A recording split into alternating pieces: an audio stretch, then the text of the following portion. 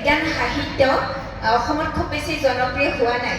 কেইগৰাকীমান মাত্ৰ লেখকেহে বিজ্ঞান সাহিত্য লিখিছিলে বা লিখি আছে, আৰু তাৰ ভিতৰতে দীনেশ গোস্বামীৰ কথা ক'ব পাৰোঁ, আৰু এজন মই নামটো কৌলেন্দ্ৰ পাঠক ছাৰ, তেখেতলোকে বিজ্ঞান সাহিত্যক জনপ্ৰিয় কৰিবলৈ যথেষ্ট মানে চেষ্টা ৰাখিছে, অব্যাহত ৰাখিছে।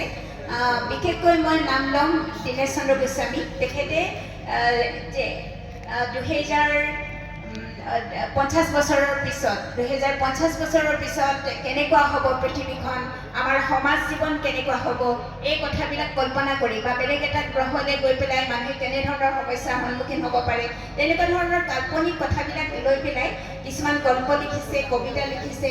তেনেধৰণেও তেওঁলোকে বিজ্ঞানক জনপ্ৰিয় কৰিব খুজিছে, মানুহৰ মাজলৈ লৈ আহিব বিচাৰিছে।